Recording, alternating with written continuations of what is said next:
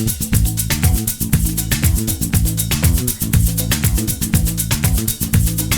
Alec. What's up guys, it's Alec Torelli, and today I'm going to bring you a short video. I just got blasted by Gavin Smith on Poker Night in America for having too long of videos, and he's right. My editor tells me, everybody tells me, this video will be short.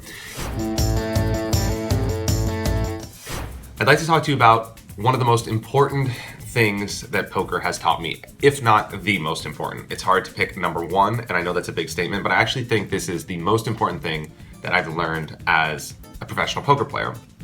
And I think that this is a big problem in our society and in general the way that people interpret data to give them false conclusions when in reality the truth might be different. I was recently doing the commentary on Twitter of the 2016 World Series of Poker main event, and it was sort of the inspiration of this video. I noticed that a lot of the people that, people tweet out their opinions. I was tweeting out my opinions in real time.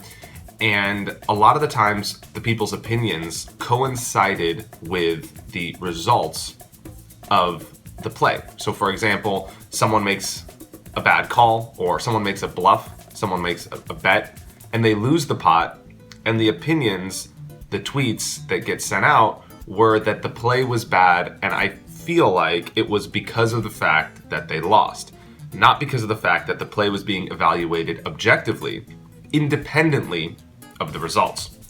And I think this ability to distinguish the merit of something with respect to the results of something is extremely important, the most important thing that poker has taught me. Now, we as humans, I don't think are conditioned naturally to do this, right? As a little infant, you do something and your parents either reward you or punish you, right? You cry and your parents come over and give you attention, and then you learn a certain behavior. And this is how we evolve as a species. We learn very quickly that if we do something good, we get rewarded with something good. If we do something bad, we get rewarded with something bad. So we have the inclination to associate results with actions.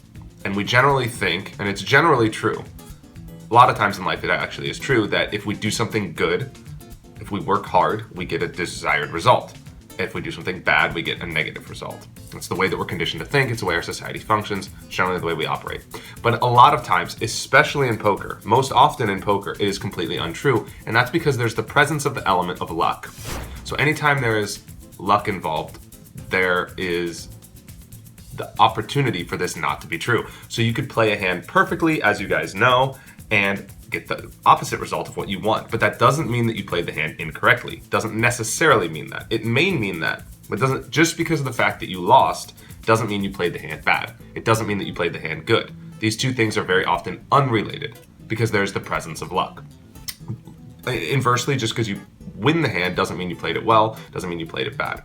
So I think the ability to separate the fact from the noise is extremely important. This has helped me a lot in every aspect of my life, of course, to succeed at some of the highest levels of poker, to be able to evaluate my play objectively and say, wait a minute, just because I lost this hand doesn't mean I did anything wrong. People ask me, how do I keep my confidence when I lose? Because a lot of the times when I lose, I still feel like I'm doing the right plays. So I evaluate my play based on how well I think I played the hand in the long run, not versus whether or not I won this one individual pot. Sometimes the pots that I lose are the ones I'm the most proud of, because I'm proud of the way I executed, and I separate the results completely from my mind. It's sort of like there's two different compartments in my brain. Of course, I don't like losing, but I evaluate my play and I judge myself based on how I played, right? So there's times where I win and I'm very upset at myself because I know I could have done better.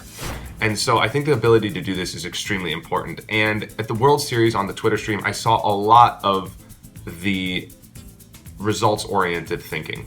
And I think this was the most notably happened with Gordon Vail. And he got torched on social media, right? He got second. He's clearly a professional and he worked hard, etc. But because of his passivity and his playing style didn't adjust as it needed to, perhaps to win against Queen Win, he just got torched. And I agree that Vail could have done things a little bit better. Maybe if he played that simulation again, he would have done it differently. Maybe I would have done things differently if I was Vail as well. Fair points. But I think that we generally, as a society as well, tend to judge a very small sample and extrapolate that to be our opinion about something as a whole. And that's just a complete false way of doing things. It's incorrect and it's unfair. So if you look at that, just to give you the numbers, I'm a numbers guy, you probably are numbers people too.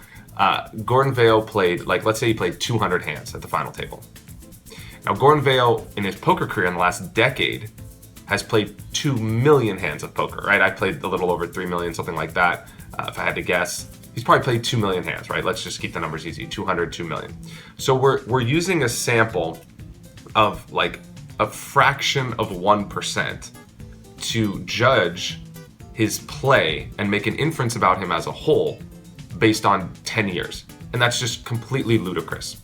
If you take sports, for example, if I showed you, Roger Federer, the best tennis player of all time, if I showed you his worst day, right, the equivalent of the time frame in proportion to his career that we saw of Gordon Vail, I could make him look really bad. If I showed you all the times he hit unforced errors into the net, if I showed you the time he lost at the Miami Masters in 2013, just crumbled in the finals. Just crumbled. Yeah, it happens. He's human. He's Roger Federer, right? He's human. He's not really human, but he's almost human. And he crumbled in the finals. He lost. Inversely, if I showed you a mediocre player on their best day, they would look like a complete champion. So you can't judge someone from a highlight reel, right? I have bad days too, right? Yesterday I didn't play my best poker. I wasn't on my absolute A game. And if you're watching the live stream and I made like 2 or 3 mistakes in a hand, you're gonna, oh my gosh, what is it? I thought this guy was, wasn't he world-class pro? I hit unforced errors. I hit balls into the net. I miss layups. I'm human. Everybody in the world does it. And, we saw a 200 hand sample of Gordon Vail. So I'm not ready to make an inference based on Vail. I only know 200 hands about him, so I really know nothing, right? He might have just had an off day. He might have had a headache. He might not have slept. He might have gotten in a fight with his girlfriend. So many things could have happened that made him off that day. And I know he should be playing his best at the main event final table. And yes, you have to rise to the occasion when the pressure is on. But come on, guys. It's like a 200 hand sample. It's just absolutely nothing in the grand scheme of things. So I think that these two things go hand in hand. And I think if you want to be better poker players, and we as a poker culture, honestly, I think we have a responsibility to understand this and to help educate other people about this subject as well. Because if it's not us that are going to do it as poker players, when people are constantly critiquing our industry to say, oh, what you do is all luck, then nobody could win at poker, this is silly. That's our opportunity to stop and say, hey, look, there is luck involved, and there's sometimes you do lose, but that doesn't mean you're a bad player. You could still make the right decision and lose, and it's a great opportunity for us to be able to eloquently explain the difference between correlation and causation, the difference between the merit of an action and the result. And this is a skill that would help people in business and life and elsewhere. I hope you take it something to heart, and I think it's something that if you do make a mental practice to be able to implement, I trust it will improve your poker game and hopefully your life as well. If you want more on this subject, I can't take credit for understanding all this stuff on my own. I definitely learned a lot from reading Nassim Taleb's book, Fooled by Randomness. He's also the best-selling author of The Black Swan. Excellent book, very eloquent. He's a former professional stock trader who, of course, experiences some of these same things as well and explains it all in his book. I highly encourage you to check it out. Hope you enjoyed this video. Hope it was shorter and I kept your attention. Thank you guys so much for watching. Appreciate your time. Cheers.